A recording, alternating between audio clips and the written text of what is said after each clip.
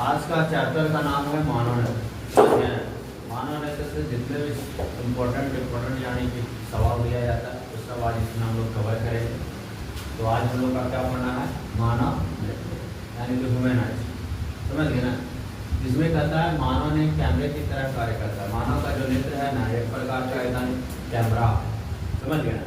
और जिस प्रकार से कैमरा में फोटो कैप्चरिंग होता है उसी प्रकार से मानव के नेत्र भी फोटो को क्या करता है, कैप्चर करता है। तो मानव पहला याद हो गया कि मानव जो नेत्र है वो एक कैमरे की भांति क्या करता है, काम करता है। इसकी भांति काम करता है, कैमरे की भांति। सेकंड करता है इसकी लेंस जो प्रणाली एक प्रकार से संवेदनशील स्क्रीन होता है और संवेदनशील जो स्क्रीन माना गया है उसको हम लोग रेटिना बोलते हैं। क्या बोलते हैं, रेटिना। रेटिना भी संवेदनशील यानी कि प्रणाली है जिसमें यानी कि क्या करता है, स्क्रीन वहाँ पे दिखता है हम लोग का कोई भी फोटो फिगर।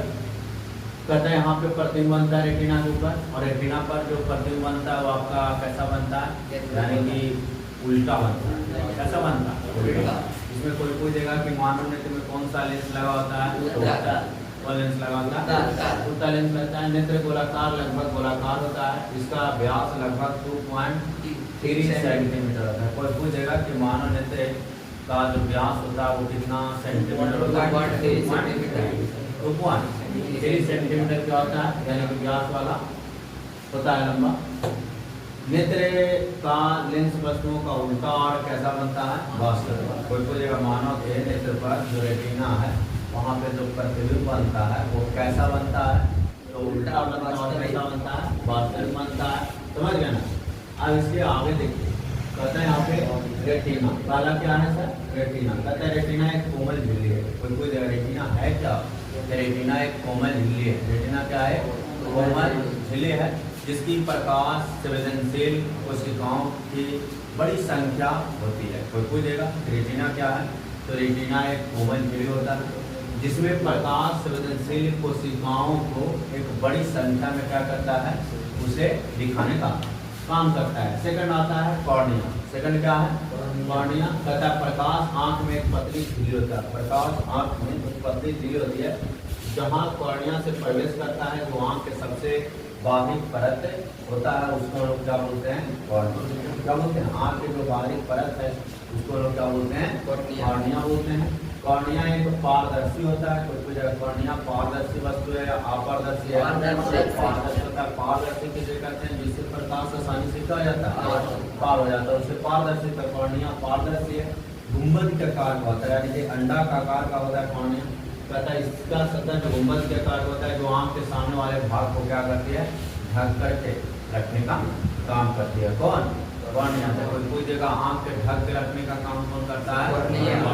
कौन करता है, कॉर्निया। कॉर्निया कैसा होता है, पारदर्शी या अपारदर्शी है, पारदर्शी। गोलाकार है या अंडा यानी चपटाकार है, तो गोलाकार है, घुमंदाकार है। कैसा करके, कहता है दृष्टि पर फोकस करने में महत्वपूर्ण भूमिका निभाता है। कॉर्निया, अगर कॉर्निया नहीं होता तो कोई भी वस्तु हो कि जो दृष्टि होता है, देखने की क्षमता होता है, उस पर वो फोकस नहीं कर पाता। यानी हम ताकते हैं नहीं और वहाँ पे फोकस ना होकर के फोकस हो जाता कहीं।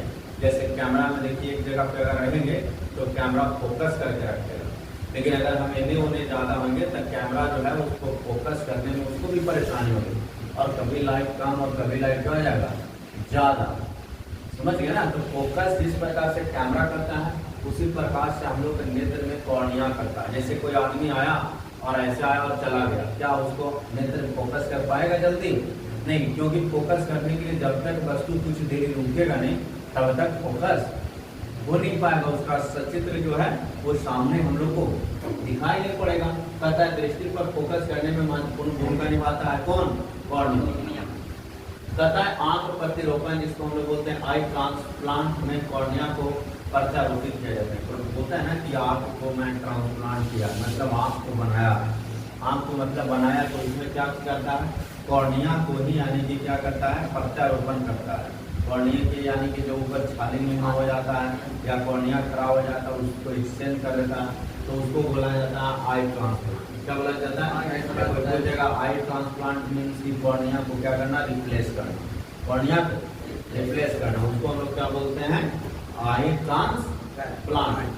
अब आता है देखिए पुपिल, प्यूपिल तथा प्यूपिल जो है ना आइरिस के केंद्र में एक छोटा सा छिद्र होता है। कोई कोई जगह प्यूपिल आंख में के कौन सा भाग होता है, तो आइरिस के बीच में, आइरिस के बीच में यानी कि एक छोटा सा छिद्र होता है तथा जिससे प्रकाश रेटिना तक पहुंचता है, जिसे हम लोग प्यूपिल कहा जाता है। प्यूपिल का काम क्या है, तो प्यूपिल एक छोटा सा छिद्र है आंख में, समझना, जिसका काम है प्रकाश रेटिना तक पहुंचा देना। कोई जगह प्रकाश को रेटिना तक पहुंचाएगा कौन, प्यूपिल। कौन कराएगा, प्यूपिल। प्यूपिल में क्या होता है, छोटा सा छिद्र होता है। कैसा होता है, छोटा सा छिद्र होता है, जिसका काम है प्रकाश को उठाना और रेटिना तक पहुंचाने का काम करना है। जैसे हम लोग वस्तु को देख रहे हैं, क्या उजला वाला दिख रहा है, उजला वाला देखने में मदद कर रहा है, नहीं, उजला वाला सिर्फ और सिर्फ प्यूपिल को जो देखिए बीच में छोटा सा ब्लू नियन होगा, वो हम लोग का प्यूपिल है। और वो क्या करता है, रेटिना से कनेक्टेड है, वो प्रकाश को लेता है और रेटिना तक पहुंचा देता है, और रेटिना तक पहुंचाता है, तब हम लोग का आंख किसी वस्तु को देखता है, समझता है, समझ गए ना। कहता है यहाँ प्रकाश फैलाकर वापस परावर्तित हो जाता है, जिसको हम लोग बोलते हैं प्यूपिल। कहता है प्यूपिल प्रकाश की मात्रा को नियंत्रित करता है जो आंख में प्रवेश करती है, यानी प्रकाश को उतना ही जाने देता है प्यूपिल जितना आंख को प्रकाश की आवश्यकता है। अगर ज़्यादा आवश्यकता है तो उसको वो क्या करता है, नियंत्रित कर लेता है। जैसे टॉर्च कोई आदमी मार दे, तो टॉर्च मारेगा तो आंख चिलमिला जाता है, तो प्रकाश अनियंत्रित हो जाता है, और अनियंत्रित होता है तो प्यूपिल वहाँ पे जाने ही नहीं देता, प्रकाश को जाने नहीं देता। जैसे हार्ड लाइट है, यहाँ पे देखिए हार्ड लाइट, तो यहाँ पे हम जा नहीं पाएंगे, जाएंगे तो हमारा प्यूपिल में जितना प्रकाश नियंत्रित करने की क्षमता, उससे प्रकाश ज़्यादा जा रहा है। अब जब उससे ज़्यादा जा रहा है तो हमारी आँख तो खराब हो जाएगी ना, जिसके कारण से वो प्यूपिल का काम क्या है, प्रकाश को यानी नियंत्रित करना। प्रकाश को क्या करना, नियंत्रित करना। तो कोई जगह आंख में प्रकाश को नियंत्रित करने वाला कौन सा भाग होता है, प्यूपिल होता है, प्यूपिल। इसके अतिरिक्त तथ्य है जिसको मनुष्य के आंख में दो प्रकार के यानी कि सेल है, जिसको एक बोला रॉड सेल और दूसरा कौन सेल, कौन सेल, रॉड, यानी जिसको लोग बोले थे क्षणनुमा और शंकुनुमा, क्षणनुमा और शंकुनुमा। तब प्रकाश के प्रति संवेदनशील होगा क्षण और रंग के प्रति संवेदनशील होगा कौन, शंकुनुमा। प्रकाश की ओर रॉड और रंग के प्रति कौन, रंग के प्रति कौन। अब ये देखिए आंख हो गया आपका, ये क्या है, आंख दिख रहे हैं आप ना, आंख में देखिए छोटा छोटा छोटा छोटा कितना रे, इसको लोग बोलते हैं रेटिना। ये कौन सा पार्ट है, रेटिना। ये आपका रेटिना जो आंख हो गया, आंख के ठीक इसके देखिए यहाँ पे आपका जो पार्ट है उसको लोग बोलते हैं फोविया। क्या बोलते हैं, फोविया।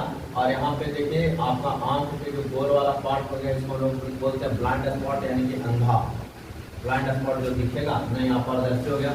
इसके आगे देखिए क्षणनुमा हो गया लंबा आकार के, तो ये आपका हो गया ऑप्टिक नर्व टू ब्रेन। ये कनेक्टेड होता है कहाँ, ब्रेन से। किससे कनेक्टेड होता है, ब्रेन से। जैसे कोई की आंख में प्रॉब्लम है तो उसका हमेशा दर्द माथा में रहेगा। अगर कोई आदमी का आंख में प्रॉब्लम है तो उसका दर्द कहाँ रहेगा, मस्तिष्क में रहेगा। क्यों, क्योंकि ऑप्टिक नर्व जो है वो किससे कनेक्टेड है, ब्रेन यानी कि दिमाग से, मस्तिष्क से कनेक्टेड है। यहाँ देखिए इसको हम लोग बोलते हैं कॉर्निया, इसे हम लोग बोलेंगे आइरिस, समझिए ना, इसे हम लोग क्या बोलेंगे, आइरिस। यहाँ से देखिए जो बीच वाला पार्ट है जो छोटा सा छिद्र है उसको लोग क्या बोलेंगे, प्यूपिल। और ये वाला जो पार्ट है इसको लोग क्या बोलेंगे, लेंस।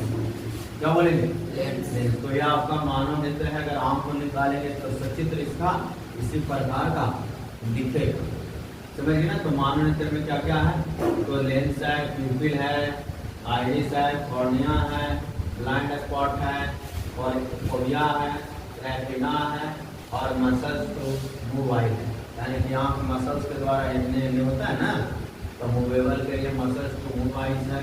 और इसके बाद ऑप्टिक नर्व टू ब्रेन। तो ये आपका क्या है, नेत्र। ये आपका क्या है, नेत्र। नेत्र दिख रहा है ना, इसका स्पष्ट दृष्टि के न्यूनतम दूरी कितना हो जाएगा, 25 और अधिकतम कितना हो जाएगा, अनंत हो जाएगा। यानी जहाँ तक प्रकाश जाएगा वहाँ तक हम लोग वस्तु को क्या करेंगे, देख पाएंगे। अब इसके आगे देखिए आइरिस। क्या है, आइरिस। क्या है, आइरिस। आइरिस मतलब कहने का कि आइरिस एक मांसपेशियां ढीली है, जो कोई जगह आइरिस क्या मांसपेशी ढीली है जो प्यूपिल के आकार को नियंत्रित करते हैं। कोई जगह की आइरिस जो आता है तो आइरिस एक प्रकार का झिल्ली है। आइरिस एक प्रकार का क्या है, झिल्ली। क्या है सर, झिल्ली है। जो क्या करता है, प्यूपिल के आकार को क्या करता है, नियंत्रित करता है। कहता है जिसे रेटिना तक पहुंचाने वाली प्रकाश की मात्रा को अगर कोई नियंत्रित करता है तो प्यूपिल को भी नियंत्रित कौन करता है, आइरिस। अगर आइरिस हम लोग का खत्म हो जाएगा तो प्रकाश नियंत्रित होगा, डायरेक्ट खुला प्रकाश चला जाएगा। और जब खुला प्रकाश चला जाएगा तो हम लोग को दिखने में क्या हो जाएगा, समस्याएं हो जाएगा, क्योंकि हम लोग को देखने के लिए ज्यादा लाइट की आवश्यकता नहीं है, यानी कि एकदम मध्यम कम लाइट की आवश्यकता है, तभी हम लोग क्या कर सकते हैं, देख सकते हैं। तो उसके लिए देखने के लिए प्रकाश को नियंत्रित करने के लिए आपको पता चला दो फंक्शन है, एक आपका प्यूपिल है और दूसरा आपका आइरिस। आइरिस किसको कंट्रोल करता है, प्यूपिल के, किसको, प्यूपिल के। और प्यूपिल से अगर ज्यादा लाइट चला जाता है तो प्यूपिल उसको कंट्रोल करके किसको देता है, मस्तिष्क को देता है ना, रेटिना पर देता है और रेटिना मस्तिष्क से समझ पाता है। कहता है जब वातावरण में तेज रोशनी होती है तो आइरिस संकुचित हो जाता है ऑटोमेटिक। जब आँख में प्रकाश अगर आपका ज्यादा हो जाता है तो आँख कुछ देरी के लिए क्या हो जाता है, बंद हो जाता है। तो वहाँ बंद होने का काम कौन किया, आइरिस। कौन किया था, आइरिस। तो आइरिस का काम क्या है, तेज प्रकाश को कम करना। तेज प्रकाश को क्या करना, कम करना, यानी सिकोड़ देना। मंद रोशनी में आइरिस शिथिल हो जाता है, फैल जाएगा। जब कम रोशनी रहेगा तो आइरिस क्या हो जाएगा, आपका फैलेगा और फैल करके प्यूपिल को क्या कर देगा, चौड़ा करेगा। और जब प्यूपिल को चौड़ा करेगा तब प्यूपिल प्रकाश को कहाँ भेजेगा, रेटिना पर, और रेटिना पर भेजेगा जिससे प्रकाश अधिक मात्रा में जाएगा और वस्तु को देखने में हमें दिक्कत नहीं होगी। जैसे रात्रि के समय में देखिए अंधेरा रात रहेगा तो उसमें प्यूपिल क्या होता है, वहाँ पे फैल जाता है, और जब तेज धूप आ जाएगा तो वहाँ पे क्या हो जाएगा, सिकुड़ जाएगा। क्या हो जाएगा, सिकुड़ जाएगा। जैसे अभी आप यहाँ जितना आप खोले बाहर जाके नहीं खोल सकते हो, कारण क्या है, तो वहाँ पे प्रकाश है। जैसे दोपहर के दिन में 12 बजे 1 बजे आप इतना आँख को खोल पाते हो नहीं, कारण क्या है, तो वहाँ पे प्रकाश ज्यादा मात्रा में, और आँख को देखने के लिए हमें ज्यादा मात्रा की आवश्यकता नहीं है। तो उसके लिए दो फंक्शन है, पहला प्यूपिल और दूसरा आपका क्या है, आइरिस। क्या है, आइरिस। तक कोई जगह अगर कम आपका रोशनी है तो क्या होगा, प्यूपिल से फैल जाएगा, चौड़ा हो जाएगा। मनुष्य एक आंख से क्षैतिज रूप से लगभग 150 डिग्री और दोनों आंखों से लगभग 180 डिग्री तक देख सकता है। कोई जगह की मानव का जो नेत्र है वो लगभग एक आंख से कितना 100 डिग्री देख सकता है, 150 डिग्री, और दोनों आंख मिला करके कितना 100 डिग्री, 180 डिग्री हो गया दोनों। एक आंख कितना देख सकता है, 150 डिग्री, और दोनों आंख कितना देख सकता है, 180 डिग्री तक की वस्तु को क्या कर सकता है। जैसे ये आंख है, आप बंद कर दो, अब इन्हें की वस्तु आपको दिखेगा, इन्हें की वस्तु आप 150 डिग्री तक आपको इन्हें घुमा सकते हो। लेकिन अगर दोनों खोल देगो तब आप 180 डिग्री तक मूव करो। कितना डिग्री तक, 180 डिग्री। टूटा नहीं, एक आंख से एक कोस, दो आंख से एक कोस बोलता है तब आपको ज्यादा दिखेगा, क्योंकि एक बहुत बड़ा क्षेत्र हमको दोनों आंख से दिखता है। एक आंख से सिर्फ और सिर्फ हमारा एक क्षेत्र दिखेगा, लेकिन जब दो आंख से दिखेंगे हमारा एक बहुत बड़ा क्षेत्र दिखता है। और वो कितना डिग्री तक दिख सकता है, 180 डिग्री। तो सिंगल आप कितना डिग्री, 150 डिग्री, 150 है ना। आगे सुनिए, सिलियरी मसल्स, जिसको बोलते हैं सिलियरी मांसपेशियां। कहता है आंख की मध्य परत में स्थित मुलायम मांसपेशियों की एक रिंग होती है, जिसको बोलते हैं सिलियरी मांसपेशियां। इसका कार्य होता है, कहता है एकोमोडेशन यानी समायोजन। एकोमोडेशन में क्या होता है, समायोजन, अर्थात विभिन्न दूरी पर स्थित वस्तु को देखने के लिए लेंस को क्या करता है, यानी कि कम और बेसी करता है, उसको हम बोलते हैं समायोजन। और इसी को हम बोलते थे समंजन क्षमता। वो क्षमता याद आ रहा है, समंजन क्षमता किसे कहते थे, यानी कि स्पर्श देखने के लिए हम जो वस्तु की दूरी को घटाते या बढ़ाते हैं उसे हम लोग क्या कहते हैं, समंजन क्षमता कहते हैं। कहता है एक्वान समर, जिसको जल रूप द्रव के प्रवाह को नियंत्रित करता है, उसे लेंस के आकार को बदलता है, उसे हम लोग प्यूपिल को नहीं कहता है। यहाँ पे कि एक्वस जो होमर होता है ना, वो जल के प्रवाह को क्या करता है, लेंस के आकार को बदल देता है। और ये काम आपका प्यूपिल नहीं करता, ये कौन करता है, एक्वस होमर करता है। इसके बाद देखिए प्रकाश संवेदनशील कोशिका सक्रिय होकर विद्युत संकेत इलेक्ट्रिक सिग्नल उत्पन्न करती है, जो ऑप्टिक नर्व द्वारा मस्तिष्क तक पहुंचने मस्तिष्क इन संकेतों को संसाधित करके छवि की धारणा को क्या करता है, तैयार करता है। तो कोई जगह मस्तिष्क में बताइए इलेक्ट्रिक का फ्लो होता है, इलेक्ट्रिक का फ्लो होता है, और जैसे ही इलेक्ट्रिक जाता है वैसे ही धारणा हो जाता है, प्रिपरेशन हो जाता है, और कोई भी चित्र को वो सही करके क्या करता है हमें सामने रखने का काम करता है। यहाँ पे आता है मानव मस्तिष्क। ये क्या ऐसा है?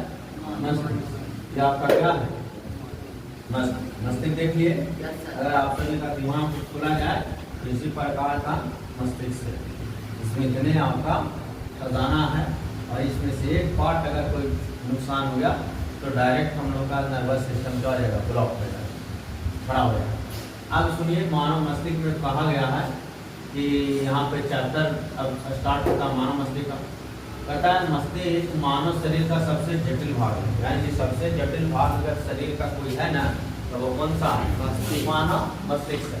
कहता है इसमें 22 हड्डियों से घिरा होता है। कोई जगह मानव मस्तिष्क कितने हड्डियों से घिरा हुआ है? कितने हड्डी से? 22। कितने हड्डियों से? 22 हड्डियों से घिरा होता है, जिनमें 14 चेहरा पर हड्डी होता है और 8 आपका खोपड़ी में हड्डी होती है। कोई जगह कि टोटल कितने हड्डियां हैं? 22। इन्हें दिख रहा है ना? 22 हड्डियां हैं, जिसमें 14 क्या है आपका? चेहरा पर, और 8 हड्डियां कहाँ है सर? खोपड़ी में। खोपड़ी में, समझ गए ना? मस्तिष्क का भार लगभग 3 पाउंड, यानी कि लगभग 1.5 kg। कितना केजी? लगभग 1.5 kg, यानी 1.3 से 1.4 kg, यानी 1300 ग्राम से लेकर के 1400 ग्राम। कितना ग्राम? 1300 ग्राम, 1400 ग्राम। समझ गए ना? मस्तिष्क का वजन कितना होता है? 1300 से 1400 ग्राम, जिसमें महिलाएं के बोले थे कि मस्तिष्क कम होता है, और पुरुषों में मस्तिष्क क्या होता है? ज्यादा होता है, 100 ग्राम। कितने का? 100 ग्राम। कहता है यह बुद्धि का केंद्र जो है ना, सीट ऑफ इंटेलिजेंस, व्यवहार नियंत्रण, कंट्रोलर ऑफ बिहेवियर और संवेदनशील का व्याख्या है। कहता है मस्तिष्क 3 प्रमुख भागों में। कोई जगह मस्तिष्क जो है ना वो किसको कंट्रोल करके रखता है? तो मस्तिष्क आपका बुद्धि का केंद्र कहता है। क्या कहलाता है? बुद्धियों का केंद्र किसे कहा गया? मस्तिष्क। अगर मस्तिष्क नहीं रहेगा तो बुद्धि रहेगा नहीं, तो बुद्धियों का केंद्र बोला। दूसरा कहता है व्यवहार नियंत्रण, जो आपका बिहेव है उसको नियंत्रित करने का कौन काम करता है? मस्तिष्क। जैसे आप स्कूल में जाते हैं, ट्यूशन में जाता है, कभी बिहेव बदल जाता है। यहाँ से आप रोड पर जाता है, कभी बिहेव बदल जाएगा। घर में जाओगे तो बिहेव बदल जाएगा। तो यहाँ पे बदलने वाला जो है आपको में कौन सा बैठा? मस्तिष्क। अगर मस्तिष्क आपका कंट्रोल में नहीं रहेगा तो आपका बिहेव बदलेगा? जैसे घर बोलते हैं कहाँ जानी की करे थी, तो वैसे ही आप यहाँ बोलोगे। तो मस्तिष्क का काम क्या है? यानी कि बिहेव, यानी कि व्यक्ति के व्यवहार को बदलना, साथ में बुद्धि का केंद्र और संवेदनशीलता को व्याख्या करना। किसको व्याख्या करना? संवेदनशीलता को क्या करना सर? व्याख्या करना। मस्तिष्क की 3 इकाई है। कोई जगह मस्तिष्क के कितनी इकाई हैं? 3। पहला होता है अग्र, दूसरा मध्य और तीसरा आपका पक्ष। समझ गए ना? मस्तिष्क के कितने पार्ट हैं? 3।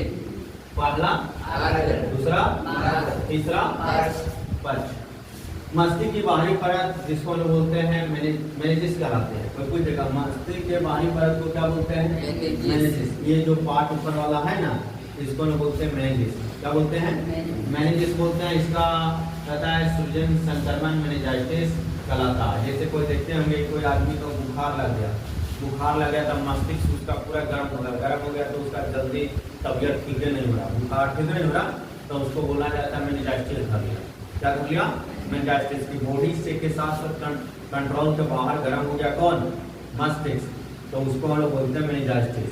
कौन रोग हो गया? कौन रोग हो गया? तो कोई जगह मेनिंजाइटिस रोग का होता है मस्तिष्क। ये आपका दिमाग हो गया, जिसको हम बोलते हैं potential lobe, occipital lobe, temporal lobe, और ये हो गया फ्रंटियल, फ्रंट वाला भाग हो गया। ये हो गया आपका पोटेंशियल मध्य वाला। ये उसके बीच वाला अंदर वाला टेम्पोरल लोब बोलते हैं, और ये वाला होता है ऑक्सीपिटल लोब, और ये होता है सेरिबैलम। ये क्या है आपका? सेरिबैलम। ये आपका क्या है सर? मस्तिष्क। ये आपका क्या? जिसमें पहला आता है अग्र मस्तिष्क। कौन सा? अग्र मस्तिष्क कौन बोलते हैं? फोरब्रेन। याद हो गया? अग्र मस्तिष्क फोरब्रेन। आगे वाला मस्तिष्क पढ़ने वाला। आगे वाला मस्तिष्क में कहता है यह मस्तिष्क का सबसे बड़ा और मुख्य सोचने वाला भाग। सोचने का जो भाग है वो किसी बोला गया? अग्र आपका अग्र मस्तिष्क नहीं रहेगा तो सोचते रहिएगा, आपका सोचने की क्षमता चढ़ जाएगी। कहता है संवेदी इनपुट जैसे दृष्टि, देखने की, सुनने की, स्वाद की, गंध की, स्पर्श को, ये सब बताने का काम किसमें है? अग्र मस्तिष्क आपको क्या क्या संवेदना देता है? देखने का, सुनने का, स्वाद का और गंध का और स्पर्श का। किसका? स्पर्श का। कंट्रोल कौन करता है सर? अग्र मस्तिष्क। कहता है इसके विशिष्ट क्षेत्र विभिन्न कार्यों को नियंत्रित करता है, जैसे योजना बनाना, तर्क करना, कल्पना, स्मृति करना। ये सब जो आपको कल्पना करता है वो आपका कौन? अग्र मस्तिष्क। कौन मस्तिष्क? कोई जगह सोचने, समझने, समझ गए ना, तर्क बनाना, विचार करना, ये सब किसके पास है? इसके पास। स्वाद, गंध आदि पहचानने का किसका? स्पर्श आदि जो होता है उसको पहचानने का अग्र मस्तिष्क। दृष्टि, ध्वनि सुनने का कौन मस्तिष्क? अब सेकंड आता है मध्य मस्तिष्क। कौन मस्तिष्क? मध्य मस्तिष्क। अच्छा, अग्र मस्तिष्क का भी पार्ट है। कहता है कि इसके प्रमुख भाग है। पहला सेरिबेलम। पहला क्या है? सेरिबेलम। दूसरा है थैलेमस और तीसरा है हाइपोथैलेमस। कोई पूछेगा अग्र मस्तिष्क के कितना पार्ट है? तीन। पहला सेरिबेलम, दूसरा थैलेमस, तीसरा हाइपोथैलेमस। क्या क्या है? Cerebellum, thalamus, hypothalamus. किसका पार्ट है? अग्र मस्तिष्क का तीन भाग। अब आता है सेकंड देखते मध्य मस्तिष्क। कहते हैं मग अग्र मस्तिष्क को पश्च मस्तिष्क से जोड़ता है। तो पूछेगा अगला मस्तिष्क को पिछला मस्तिष्क से जोड़ने का काम कौन करता है? Mid brain. कौन ब्रेन? मिड ब्रेन, जिसको बोलते हैं मध्य मस्तिष्क। कहता है अनैच्छिक कार्य जैसे दृष्टि और सुनने को नियंत्रित करना है। कोई जगह मस्तिष्क जो है मध्य मस्तिष्क, इसका काम क्या है? अनैच्छिक दृष्टि। कौन दृष्टि? अनैच्छिक दृष्टि और सुनने, श्रवण, सुनने की क्षमता को नियंत्रित कोई करता है तो वो कौन करता है? मध्य मस्तिष्क। अब आता है थर्ड हिंड ब्रेन, जिसको बोलते हैं पश्च मस्तिष्क। कहते हैं मस्तिष्क का सबसे छोटा सा भाग है। तो पूछेगा मस्तिष्क का सबसे बड़ा भाग कौन सा? अग्र मस्तिष्क। नियंत्रण, श्रवण, दृष्टि को कौन करेगा? मध्य मस्तिष्क। और मस्तिष्क का सबसे छोटा सा भाग कौन सा है? पश्च मस्तिष्क। कहता है यहाँ पे पश्च मस्तिष्क या हृदय की धड़कन और श्वसन जैसे जीवन के लिए आवश्यक क्रियाओं को नियंत्रित करता है। तो कोई जगह कि पश्च मस्तिष्क किसको दिखता है? तब पश्च मस्तिष्क हृदय को दिखता है। किसको? हृदय को। और श्वास संबंधित आवश्यकता जितने भी होता है उसके लिए तत्व, उस सब को पूरा कौन करेगा? कौन मस्तिष्क? कौन मस्तिष्क? पश्च का काम क्या है? हृदय। और श्वसन संबंधी जितने भी क्रियाएं उसको क्या करना? नियंत्रण करना। मध्य मस्तिष्क का पश्च मस्तिष्क का तीन पार्ट है। पहला सेरिबेलम, दूसरा पोन्स और तीसरा मेडुला। याद हो गया? पहला सेरिबेलम, दूसरा पोन्स, तीसरा मेडुला। याद हो गया? पहला सेरिबेलम, दूसरा पोन्स, तीसरा मेडुला। अब आता है देखो सेरिबेलम। क्या है? सेरिबेलम किसका पार्ट था? अग्र का। हम लोग अग्र मस्तिष्क का पढ़ रहे हैं। देखो सेरिबेलम, फिर दूसरा थैलेमस और तीसरा हाइपोथैलेमस। फिर हम लोग पश्च मस्तिष्क में पढ़ेंगे तीन, सेरिबेलम, पोन्स, मेडुला। अब पहला सुनिए सेरिबेलम। कहता मस्तिष्क का सबसे बड़ा सा भाग अगर कोई है तो अग्र मस्तिष्क था। और अग्र मस्तिष्क में कोई पूछेगा कौन सा? कौन? सेरिब्रम और सेरिबेलम दोनों अंतर है। सेरिबेलम पूछेगा तो पश्च मस्तिष्क और सेरिब्रम पूछेगा तो अग्र मस्तिष्क। समझ गए? कहता है मस्तिष्क ऊपरी भाग में उपस्थित होता है। कोई पूछेगा मस्तिष्क के बाहरी ऊपरी भाग में कौन सा उपस्थित होता है? सेरिब्रम। या बौद्धिक गतिविधियों का केंद्र माना जाता है। बुद्धियों का केंद्र अगर है तो सेरिब्रम है। यह स्वैच्छिक गति, स्मृति, कल्पना, पहचान अधिकतम को नियंत्रित करने का काम कौन करता है? सेरिब्रम। जैसा आप घर जाते हो अपने पापा को देखते हो और पहचान लेते तुम्हारे पापा, तो वहाँ पे कौन एक्टिव है आपका? सेरिब्रम। अगर सेरिब्रम आपका एक्टिव नहीं होता तो आप अपने पिता में भी कंफ्यूजन हो जाता है कि हमारा बाप कौन है, उसका चेहरा भी आप पहचान नहीं पाते, तो वहाँ पे पहचानने का काम कौन कर रहा है? सेरिब्रम। आप कहीं चले जाओगे 10 साल बाद आओगे आपको पहचान लेगा, कारण क्या है कि सेरिब्रम में आपका एक्टिव था और सेरिब्रम एक्टिव है, इसको देखा है, उसको जैसे ही याद करेगा आपको कल्पना करेगा कि वही व्यक्ति है, करेगा ना, और पहचान जाएगा। तो सेरिब्रम क्या करता है? कल्पना करता है, वस्तुओं को क्या करता है? पहचानता है। यह स्पर्श और श्रवण उत्तेजनाओं को भी क्या करता है?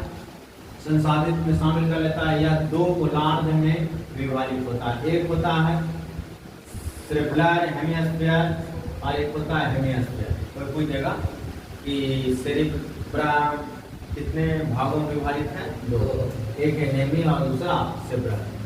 पहला हेमी और दूसरा सेरिब्रल। क्या है? जिसको अब सुनो हाइपोथैलेमस, दूसरा क्या है? हाइपोथैलेमस। यह सेरिब्रम के आधार पर स्थित होता है। कोई जगह हाइपोथैलेमस किसके आधार पर आता है? सेरिब्रम का। कहते हैं नींद जागरण चक्र को नियंत्रित करता है, यानी सोना उठाना एक कौन कंट्रोल करता है? हाइपोथैलेमस, जिसे हम लोग कहता है सर्कैडियन रिदम कहते हैं। कहता है या भूख प्यास तनाव को नियंत्रित करता है। कोई जगह कि हाइपोथैलेमस आपका शरीर में क्या काम करता है? भूख प्यास। क्या करता है? भूख प्यास को नियंत्रित कौन करेगा? हाइपोथैलेमस। जो तनाव में होता है, डिप्रेशन में, तो ये सब हाइपोथैलेमस का काम करता है। एड्रेनालिन हार्मोन का स्राव भी नियंत्रित करता है, जिसके रूप में उत्तेजन या संकट की स्थिति में उसको क्या करता है? देता है, ताकि उसका शरीर कुछ देरी के लिए लड़ सके रोग से। तीसरा आता है सेरिबेलम। तीसरा क्या है? सेरिबेलम। कहते हैं सेरिबेलम के नीचे और मस्तिष्क के ठीक पीछे स्थित होता है। मस्तिष्क के पीछे कौन है? सेरिबेलम। यह संतुलन, मुद्रा और सूक्ष्म गतिविधि को क्या करता है? नियंत्रित करता है। यानी छोटे छोटे जितने भी शरीर में फंक्शन हैं उन सब को नियंत्रित करने के लिए कौन बैठा है? सेरिबेलम। कहते हैं यह स्वैच्छिक क्रियाओं में सटीकता बनाए रखने के लिए जिम्मेदार होता है और शरीर की स्थिति और संतुलन को क्या करता है? बना करके रखता है। कौन? सेरिबेलम। कहता उदाहरण के लिए जब आप साइकिल चला रहे होते हैं तो सेरिबेलम आपको पैडलिंग और दिशा नियंत्रण में मदद करता है। जैसे साइकिल तो आप चला रहे हैं, लेकिन पैडल मारने के लिए कौन बोल रहा है? सेरिबेलम। आपको दिशा डाइवर्ट करने के लिए रूप कौन बता रहा है? सेरिबेलम। कौन बता रहा है? तो सेरिबेलम क्या करता है? आपको ऐसी जितने भी क्रियाएं हैं उसके ऊपर कंट्रोल करता है। तीसरा आता है आपको मेडुला। क्या है? ये है आपका मेडुला। और मेडुला या पोन्स के साथ मिलकर मस्तिष्क तना बनता है। तो कुछ जगह पोन्स के साथ मेडुला मिलकर क्या बनेगा? मस्तिष्क तना। कहता है यह मस्तिष्क का आधार पर स्थित होता है, जिसको हम बोलते हैं स्पाइनल कोड। कौन सा कोड बोलते हैं? Spinal cord. या कई अनैच्छिक क्रियाएं को नियंत्रित करता है, जैसे हृदय हार्टबीट को कौन नियंत्रित कर रहा है? मेडुला। शरीर में हृदय की धड़कन को कौन कंट्रोल कर रखा है? मेडुला। दूसरा श्वसन रिस्पिरेशन को कौन कर रखा है? मेडुला। पुतली का आकार, जो आपके हाथ में पुतली है उसको आकार को चौड़ा सिकोड़ने का काम कौन कर रखा है?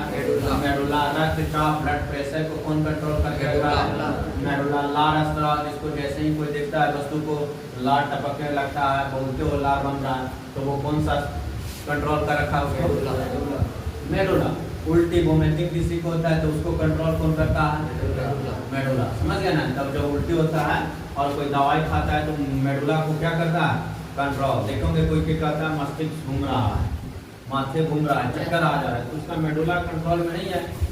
समझ गए? वो मेडुला वाला दवाई खाएगा, उसको कंट्रोल करने के लिए ऑटोमेटिक सही हो जाए। तो मेडुला आपके शरीर में क्या क्या कंट्रोल करता है? हार्टबीट को, श्वसन को, पुपिल के साइज के और ब्लड प्रेशर के और लार को और वोमिटिंग को आपका शरीर में क्या करता है? नियंत्रित करता है। कौन? मेडुला। क्या करता है सर? मेडुला। ये आपका क्या है? मेडुला। देखिए ये आपका हो गया पोन्स, ये आपका है मेडुला ऑब्लिगेंस। देखो यहाँ पे पीछे है, ये आपका हो गया मेडुला। और यही आपको स्पाइनल कोड से जो रीढ़ की हड्डी से क्या हुआ कनेक्टेड है, यह स्पाइनल कोड। स्पाइनल कोड के ठीक ऊपर मेडुला, पीछे जो देखोगे कोई कहता है ना कि गिर गया धक्का लग गया, गाड़ी पर से गिर गया, छत पर से गिर गया, तो डॉक्टर के पास जैसे जाओगे तो डॉक्टर बोलता है इसको वोमिटिंग हुआ है क्या, पूछता है या नहीं है? तो काहे पूछता है? क्योंकि वहाँ पे आपका मेडुला से संबंधित तो जांच करता है कि इसको चोट पीछे लगा है कि आगे। अगर उसको उल्टी नहीं हुआ तो खतरा में ज़्यादा नहीं है, लेकिन अगर वोमिटिंग हो गया तब वो खतरा में है। अगर कोई व्यक्ति गिर गया गाड़ी पर से अचानक उसका वोमिटिंग शुरू, तब वोमिटिंग शुरू तो अगर आगे चोट नहीं लगा है, उसका मेडुला फंक्शन पर चोट लगा, जिसके कारण उसका शरीर को बार बार अनियंत्रित कर रहा है और अनियंत्रित कर रहा है, जिसके कारण उसको बार बार वोमिटिंग आ रहा है। समझ गए? जैसे कोई के कान से ब्लड आ जाना, नाक से ब्लड आ जाना, बार बार चक्कर आना गिरने के बाद, तो वो आपका कौन सा में चला जाएगा? कौन सा? कोई के देखोगे कि हार्ट बीट आगे बढ़ गया, बड़े प्रेशर बढ़ गया, धड़कन बढ़ गया, तेज हो गया, खड़खड़ाहट में आवाज आ गया, तो उसका क्या है? मेडुला का फंक्शन है। किसकी फंक्शन है? उसको नियंत्रण कौन कर सकता है? कौन? तो मेडुला चार्ज को कंट्रोल करता है, धड़कन को, श्वसन को, पुतली का आकार को, रक्तचाप को, लार को और उल्टी को। समझ गए? अब आता है थैलेमस। क्या आता है? थैलेमस ग्रंथि। कहता है यह संवेदी परिणामों के लिए प्रमुख रिले केंद्र माना जाता है। तो पूछेगा संवेदी वस्तुओं के लिए रिले कौन सा है? थैलेमस। कहता है इसको हम लोग रिले सेंटर भी कहते हैं। तो पूछेगा रिले सेंटर किसे बोला गया? थैलेमस। कहता है ये आपका CSF जिसको बोलते हैं सेरेब्रोस्पाइनल फ्लूइड, यह एक जलयुक्त तरल होता है जो मस्तिष्क को गुहाओं यानी वर्टिकल्स और स्पाइनल कॉर्ड तथा मस्तिष्क के चारों ओर परिसंचरण होते रहता है। और ये कहाँ थैलेमस में? थैलेमस में एक CSF होता है जो पानी की पूरा तरल भाग होता है, और तरल भाग पूरे शरीर के माथा के क्या करता है? चारों तरफ से घूमता रहता है। कौन? इधर जिसको वर्टिकल्स स्पाइनल कॉर्ड है ना, ये चारों तरफ क्या करता है? घूमते रहता है। अब आता है एंडोक्राइन तंत्र। कौन सा क्राइन? एंडोक्राइन। कौन क्राइन? एंडोक्राइन। एंडोक्राइन में आपका क्या है? हार्मोन। ये आपका क्या था? मस्तिष्क। क्या है? ये आपका मस्तिष्क में कौन सा है? Pituitary gland. पिट्यूटरी ग्लैंड को बोलते हैं मास्टर ग्लैंड। कौन सा ग्रंथ है? मास्टर ग्रंथ है। और यही हम लोग के शरीर में भूख प्यास छोटे छोटे काम को नियंत्रित करता है, पिट्यूटरी ग्लैंड। समझ गए ना? अब सुनिए वहां पे है आपका कैसा एंडोक्राइन तंत्र जो है, जो हार्मोन आज हम लोग पढ़ेंगे, जिसमें एंडोक्राइन जिसे डक्टलेस ग्रंथि भी कहा जाता है। कोई जगह डक्टलेस ग्रंथि किसको बोला गया है? एंडोक्राइन तंत्र को। कहते हैं ग्रंथियां का एक समूह है जो रासायनिक संवेदवाहक छोड़ता है, जिसे हम लोग हार्मोन्स कहते हैं। कोई जगह मानव में हार्मोन्स किसे कहेंगे? तो शरीर में एक संवेदवाहक यानी कि क्या छोड़ता है? समूह छोड़ता है रासायनिक, उसको लोग क्या बोलते हैं सर? क्या बोल देंगे? हार्मोन्स बोलते हैं। हार्मोन्स रक्त प्रवाह के माध्यम से लक्षित अंगों तक पहुंचता है और विशेष रिसेप्टर्स में बन जाता है। कहता है ये एक्सोक्राइन ग्रंथियां होता है जो एंडोक्राइन तंत्र का हिस्सा नहीं है, शरीर के बाहर पदार्थ छोड़ती है जिससे हम लोग एंजाइम भी उत्सर्जित किया जाता है। उदाहरण के लिए जैसे पसीना ग्रंथि, लाल ग्रंथि, पाचक ग्रंथि, ये सब जो है आपका एक प्रकार के हार्मोन ग्रंथि। क्या है? हार्मोन। कौन सा है? हार्मोन है। हार्मोन रासायनिक रूप से 3 भाग में बांटा गया। कोई जगह हार्मोन को कितने भाग में बांटा गया? 3। पहला स्टेरॉइड्स, एस्टोराइड्स। दूसरा आपका है एस्टोराइड पेप्टाइड्स। पहला एस्टोराइड्स, दूसरा पेप्टाइड्स, तीसरा है एमिनो अम्ल जिसको हम बोलते हैं फैटी एसिड। कोई जगह हार्मोन के कितने पार्ट? 3। पहला एस्टोराइड्स, दूसरा पेप्टाइड्स, तीसरा एमिनो एसिड। एमिनो कौन सा? एमिनो।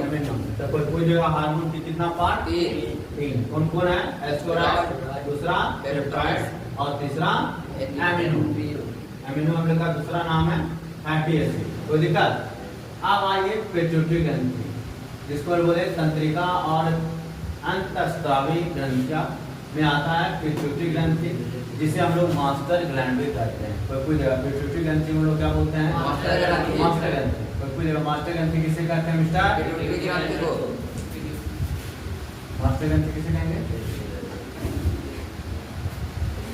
बोलिए। बोलो।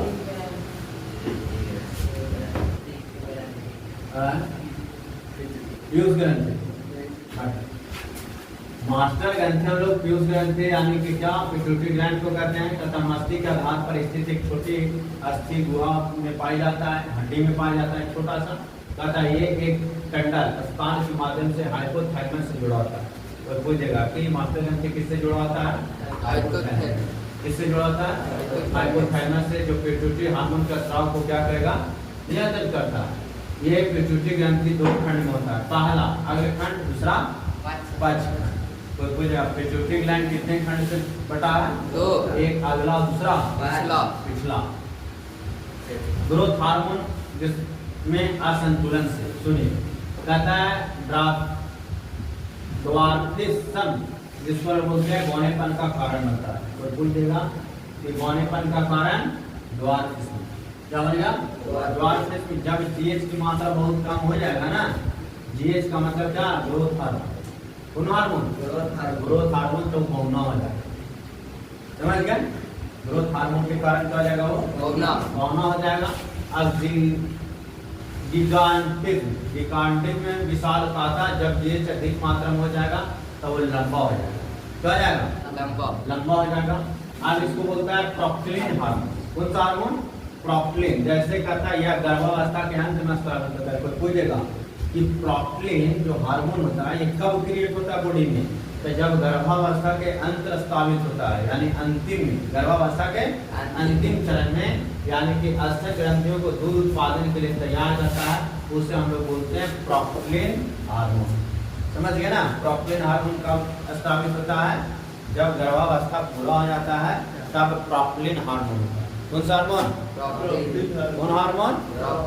प्रॉक्टिलिन। और प्रॉक्टिलिन हार्मोन स्रावित होता है तभी स्तन में दूध उत्पन्न होता है, और दूध उत्पन्न होता है तो बच्चे लोग क्या करते हैं? दूध सेवन करते हैं। समझ गए ना?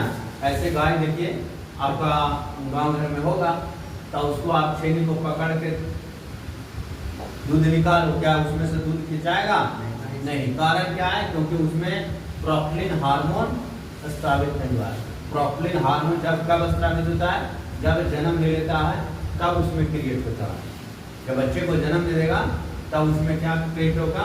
प्रॉक्टिलिन हार्मोन, और तब उससे दूध का निष्कासन होगा। समझ गए? तब प्रॉक्टिलिन हार्मोन का काम क्या है? दूध को स्रावित करना। दूध को क्या करना? याद हो गया? दूध स्रावित करने वाला हार्मोन प्रॉक्टिलिन। कौन सा? अब आता है पक्ष पिट्यूटरी, कहता है जिसको बोलते हैं एडीएच। क्या बोलते हैं? एडीएच। कहता है ये एडीएच का स्राव करती है जो जल संतुलन, बैलेंस और चाप को नियंत्रित करता है। कोई जगह पक्ष मस्तिष्क का काम क्या है? तो पक्ष मस्तिष्क या पक्ष पिट्यूटरी ग्रंथि का काम है शरीर के माथा में पानी को नियंत्रित करना और साथ में ब्लड प्रेशर को क्या करना? कंट्रोल करना। कहता है जिसको ऑक्सीटॉसिन हार्मोन प्रसव के दौरान गर्भाशय की मांसपेशियों के संकुचन को उत्तेजित करता है। बोलेगा कि ऑक्सीटॉसिन हार्मोन क्या करता है बॉडी में? ऑक्सीटॉसिन हार्मोन का काम है कि प्रसव के समय में उसके शरीर को संकुचित करना। क्या करना? संकुचित करना। देखोगे कि गाय वाय जो अगर बच्चा मर गया तो अगर नहीं दूध दे रहा है, पहना नहीं रहा, जिसको लोग गाँव में बोलते हैं, तो उसको देखता है गाय लगाने वाला आदमी क्या कौन सा इंजेक्शन दे देता है? ऑक्सीटॉसिन। देखिएगा गाय में से निकालेगा और मार देगा कंधा में, तो क्या है? ऑक्सीटॉसिन। ऑक्सीटॉसिन क्या करेगा? उसके शरीर से यानी कि क्या बढ़ा देगा? संकुचन कर देगा। समझ गया ना? गर्भाशय की मांसपेशियों को संकुचित कर देता, जिसके कारण से उसका दूध निकलने लगता है। समझ गया ना? ऑक्सीटॉसिन गाय भैंस के पिन्हावेला भी दिया जाता है, और जब गर्भावस्था में बच्चे का जन्म होता है उस दौरान भी क्या किया जाता है? ऑक्सीटॉसिन दिया जाता है। समझ गया ना? टॉक्सिन याद हो गया। यस ऑक्सीटॉक्सिन हार्मोन को क्या बोलते हैं?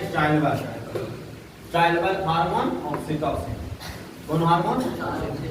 ये क्या करेगा, जब बुद्धू होने वाला दर्द रहेगा ना तो उस समय इंजेक्शन ही दे देगा ना तो दर्द और बढ़ा देगा। ये नहीं कि ऑक्सीटॉक्सिन दे देगा तो दर्द रुका जाएगा। यस दर्द छुप जाएगा तो बुद्धू जन्म लेगा नहीं लेगा। तो ऑक्सीटॉक्सिन का काम क्या है? इसको दर्द को और बढ़ा देना, शरीर को संकुचित करना, जिससे यानी कि बच्चे का जन्म आसानी से होगा। समझ गए ना? ऑक्सीटॉक्सिन समझ में आ गया? यस ऑक्सीटॉक्सिन हार्मोन है और ये क्या सा हार्मोन है? तो शरीर में संकुचित करता है गर्भाशय को, और दूसरा जानवर उम्र में ये लगाया जाता है। समझ गया? अब आता है थायराइड हार्मोन। कौन सा? थायराइड हार्मोन का स्राव सर्दियों में बढ़ता है। कब बढ़ता है? सर्दियों में और गर्मियों में घटता है। कोई जगह थायराइड सर्दी में ठंडा में बढ़ेगा कि कमेगा? बढ़ेगा। ठंडा में बढ़ेगा और गर्मी में क्या होगा? कमेगा। घटेगा। क्यों घटेगा कोई बताइए? ठंडा में थायराइड बढ़ जाता है और गर्मी में घट जाता है। क्यों? वही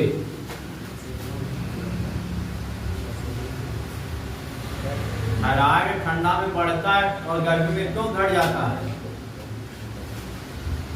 क्या है? कुछ है आइडिया? गर्मी में थायराइड इसीलिए कम जाता है क्योंकि शरीर से नमक की मात्रा बाहर निकलता है पसीना के रूप में बन के, जिसके कारण से थायराइड कम जाता है। और ठंडा में शरीर में पसीने नहीं चलता, यस जिसके कारण से शरीर में स्टोर हो जाता है, जिसके कारण ठंडा में थायराइड बढ़ जाता है और गर्मी में कम जाता है। जैसे मोटा आदमी को दिखेगा गर्मी बड़ी बेचैन करेगा और ठंडा में पूरा थायराइड पूरा बढ़ जाएगा, मोटाया हो जाएगा।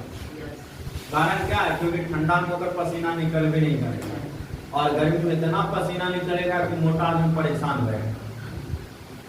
समझ गए ना?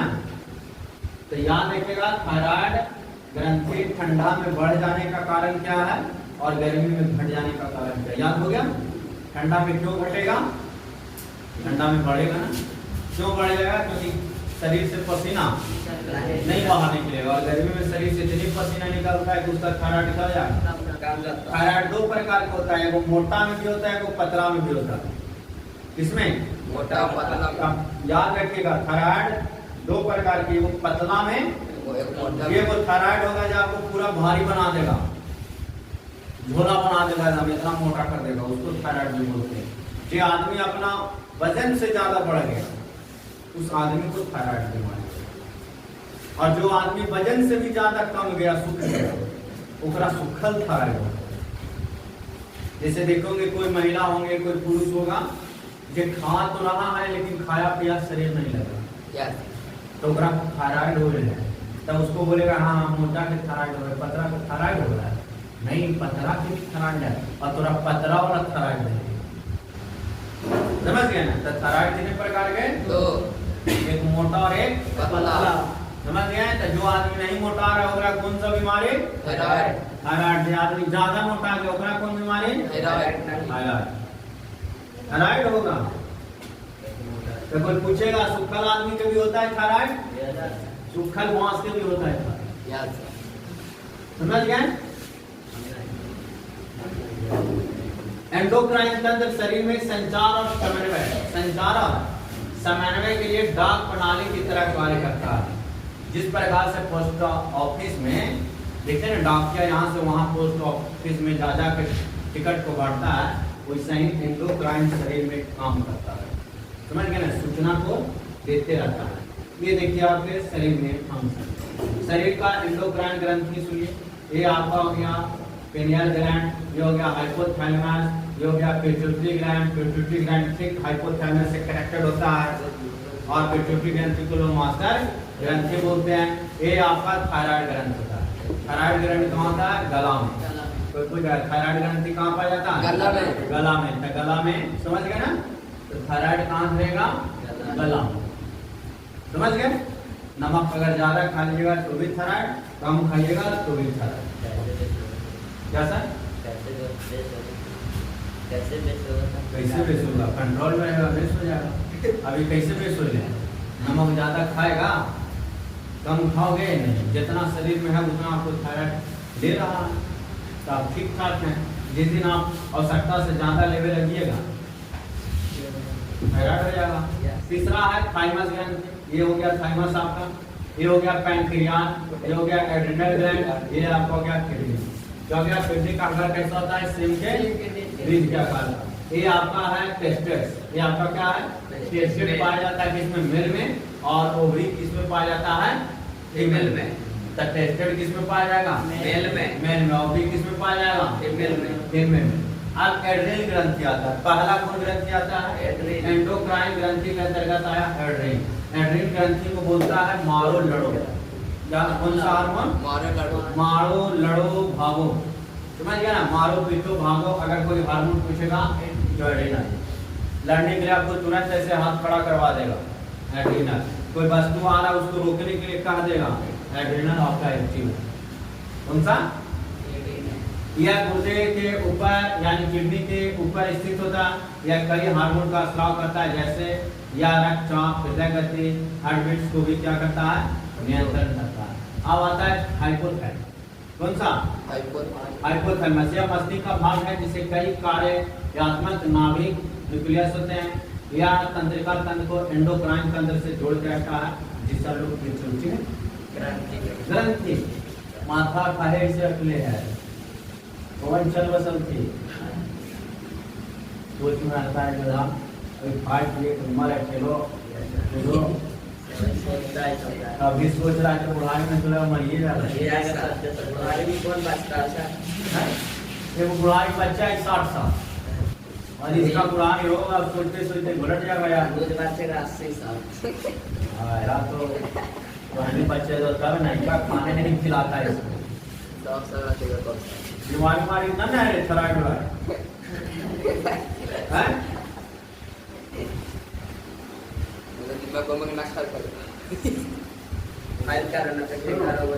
यह तंत्रिका तंत्र को एंडोक्राइन तंत्र से क्या करता है, जोड़ता है। जोड़ने वाला फंक्शन क्या है छोटे, पिट्यूटरी ग्लैंड।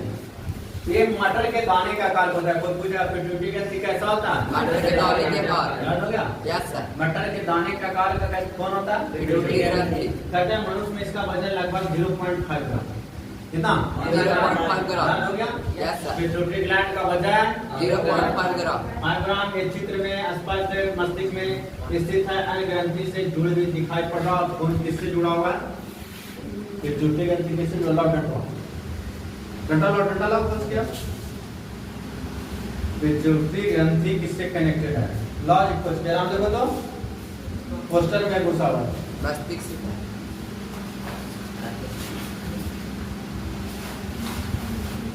लेबर कोई इशू था ना, वो लिख लीजिएगा। तो ये बात करता है बंद करो, स्टॉप कर दो।